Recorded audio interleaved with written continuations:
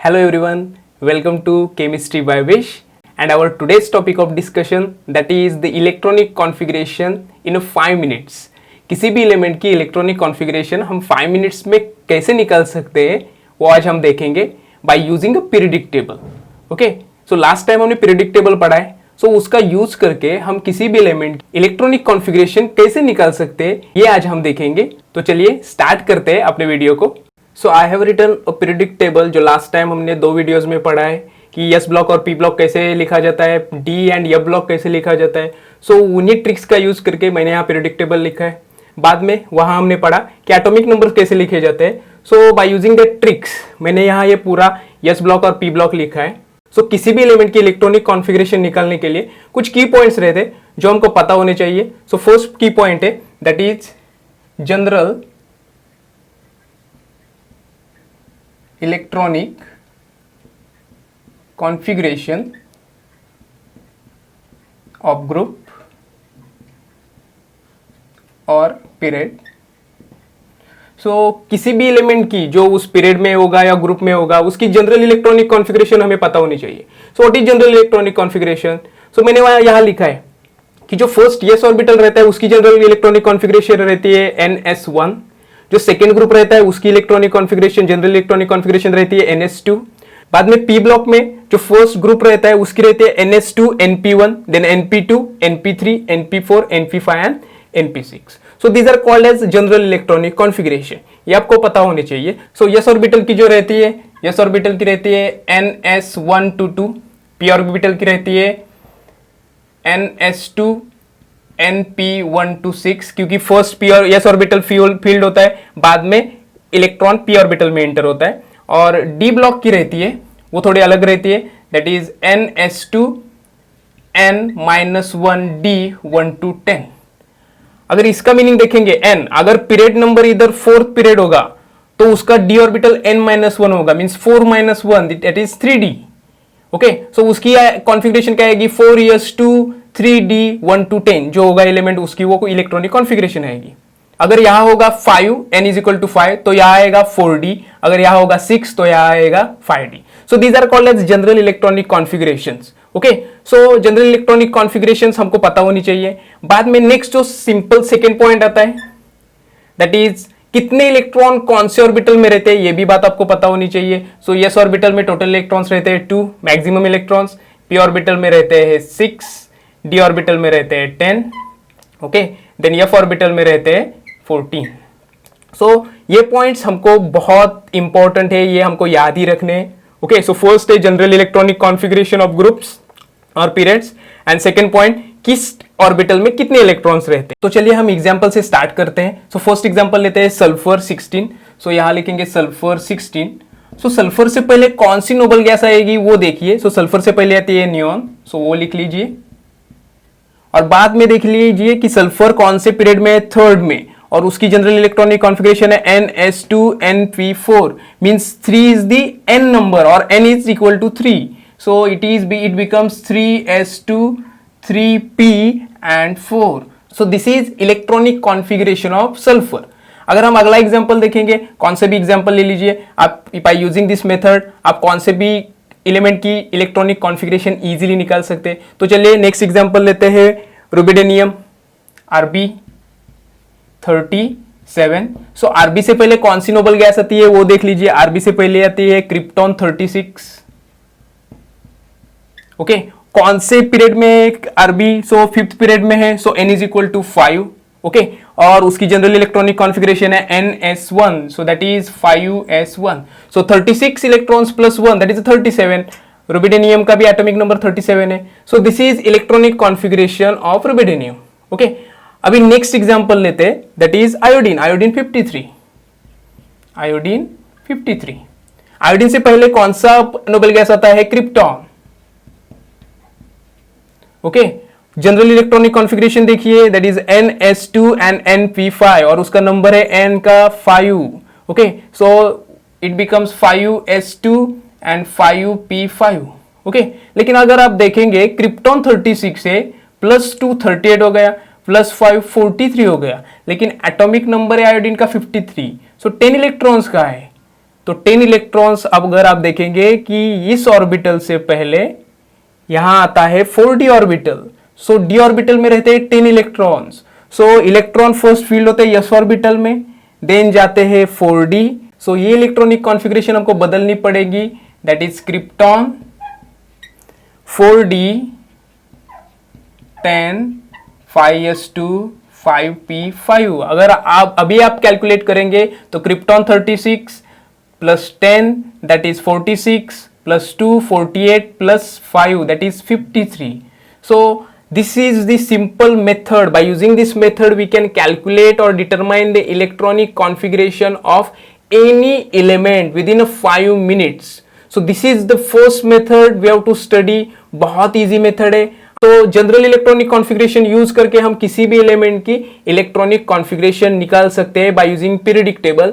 इसलिए मैंने आपको बोला था कि periodic table is a heart of chemistry. अगर आपको पीरियडिक टेबल आ गया तो बहुत से कंसेप्ट आपके क्लियर हो जाएंगे। कोई स्टूडेंट्स मुझको ये भी सवाल पूछेंगे कि सर इलेक्ट्रॉनिक कॉन्फ़िगरेशन इतनी जरूरी क्यों है? अगर आप इनऑर्गेनिक केमिस्ट्री पढ़ रहे हैं तो इनऑर्गेनिक केमिस्ट्री में बहुत से ऐसे कंसेप्ट है जो इलेक्ट्रॉनिक कॉन्फ़िगरेशन अगर आपको पता हो तो आप इजिली कर सकते हैं। सो आपको इलेक्ट्रॉनिक कॉन्फ़िगरेशन पता करनी है तो आपको पीरियडिक टेबल आना चाहिए। बाय यूजिंग पीरियडिक टेबल आप इजीली कोई भी एलिमेंट की इलेक्ट्रॉनिक कॉन्फ़िगरेशन निकाल सकते हैं। कोई स्टूडेंट मुझसे ये भी सवाल पूछ सकता है कि सर आपने शॉर्टली तो बता दिया, अगर हमको लॉन्ग फॉर्म में ये इलेक्ट्रॉनिक कॉन्फ़िगरेशन लिखनी है तो कैसे लिखेंगे? सो उसके लिए हम सेकेंड मेथड यूज करेंगे, that is called as above principle method. So second method है that is Aufbau principle. By using this above principle, we can calculate the electronic configuration in a long form, elaborated electronic configuration. इसलिए हमको above principle याद होना चाहिए। हमने बहुत बार पढ़ा है above principle है, लेकिन हमको वो कैसे याद रखा जाता है, कैसे लिखा जाता है वो ही नहीं पता है।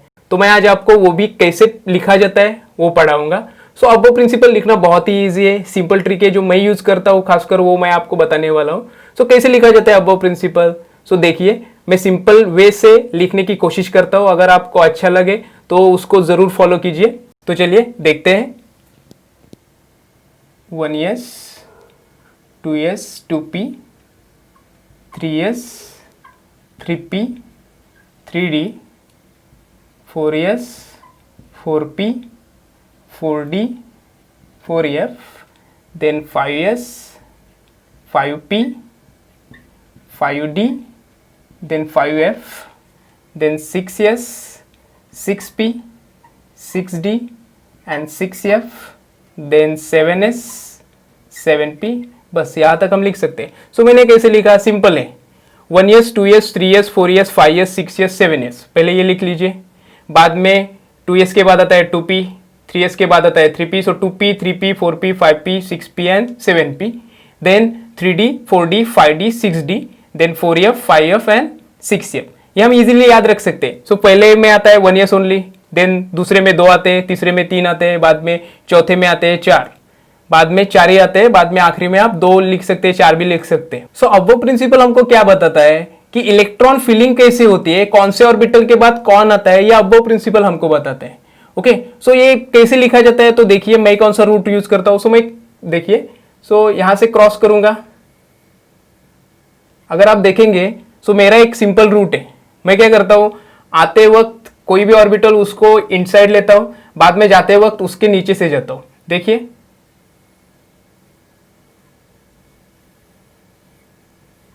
सो यही मेथड है, आप सिंप्लीफाई अबव प्रिंसिपल याद रख सकते हैं। देखिए, अगर आते वक्त उस ऑर्बिटल को आपको लाइन में लेना है, वे में लेना है, बाद में जाते वक्त उसके नीचे से जाना है। इधर भी 2p आया, उसके बाद 3s आया, उसके बाद मैंने क्या किया, इनके नीचे से गया, बाद में 3p आया, 4s आया, बाद में उसके नीचे से गया। Okay, so like that, by using that हमको इसका रूट रेडी करना है।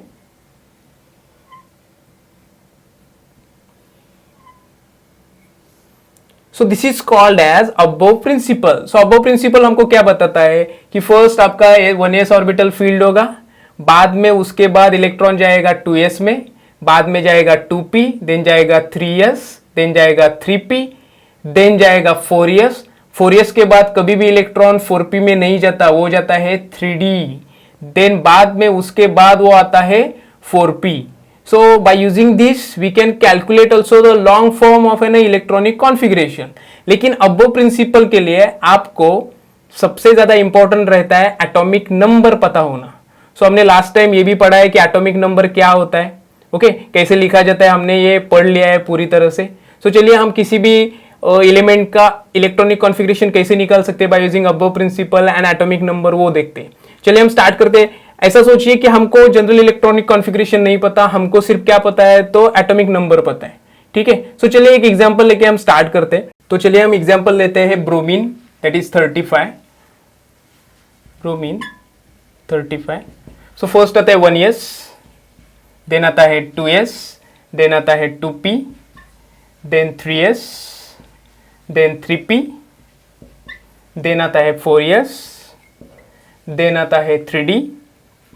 सो फर्स्ट हमको पता है s ऑर्बिटल में रहते हैं 2 इलेक्ट्रॉन्स, p ऑर्बिटल में रहते हैं 6 electron maximum electrons, d orbital में रहते हैं 10 इलेक्ट्रॉन्स और f ऑर्बिटल में रहते हैं 14 electrons. Okay so one by one हम वो फिल करके लेंगे. सो 1s में रहते हैं 2 electrons, then 2 electrons s orbital में, p ऑर्बिटल में 6, देन 2, देन 6, देन अगेन 2 और 10. सो कैलकुलेट कर लीजिए पहले कि कैलकुलेशन क्या आती है. सो 2 + 2 4, 6 10, 12 18, 20 30, 35 है. सो 3d के बाद आएगा 4p. सो 4p, सो यहाँ तक 30 हो गया, 30 इलेक्ट्रॉन्स फील्ड हो गए. सो 4p में आखिरी में कितने आएंगे 5 इलेक्ट्रॉन. सो अगर आप क्रॉस चेक करेंगे, सो क्रॉस चेक करेंगे तो देखिए इसका आता है 4, पीरियड नंबर रहता है 4 और n की वैल्यू आ गई 4. सो 4s2 और 4p5. So 4s2 and 4p5 और उसके पहले आता है 3d. So this is how we can calculate or determine the electronic configuration by using above principle also. आपको क्या करना है, एटॉमिक नंबर लेना है, इलेक्ट्रॉन्स फील करते जाना है. s ऑर्बिटल में 2 इलेक्ट्रॉन्स, देन p ऑर्बिटल में 6 इलेक्ट्रॉन्स, d ऑर्बिटल में 10 इलेक्ट्रॉन्स एंड f ऑर्बिटल में 14 electrons. So by using this above principle we can also calculate the electronic configuration. So आज हमने पढ़ा कि two methods. So within a 5 minutes we can easily calculate the electronic configuration of any element. So first method रहती है, वो method रहती है by using general electronic configuration. So अगर आपको जनरल इलेक्ट्रॉनिक कॉन्फ़िगरेशन पता हो तो आप किसी भी एलिमेंट की इलेक्ट्रॉनिक कॉन्फ़िगरेशन लिख सकते हैं. सेकेंड जो मेथड रहती है वो इलेबोरेटेड इलेक्ट्रॉनिक कॉन्फ़िगरेशन लिखने के लिए रहती है, that is the above principle. So above principle कैसे लिखा जाता है हमने पढ़ा, और अबव प्रिंसिपल को अप्लाई कैसे कर सकते हैं बाय यूजिंग एन एग्जांपल, ये भी हमने पढ़ा. आई होप इसके बाद आप किसी भी एलिमेंट की इलेक्ट्रॉनिक कॉन्फ़िगरेशन बहुत इजीली लिख सकते हैं और उसको अप्लाई कर सकते हैं इनऑर्गेनिक केमिस्ट्री में. अगर आपको ये वीडियो पसंद आए तो लाइक और कमेंट जरूर कीजिए. अगर आप मेरे चैनल पे नए हैं तो सब्सक्राइब भी जरूर कीजिएगा. Thank you.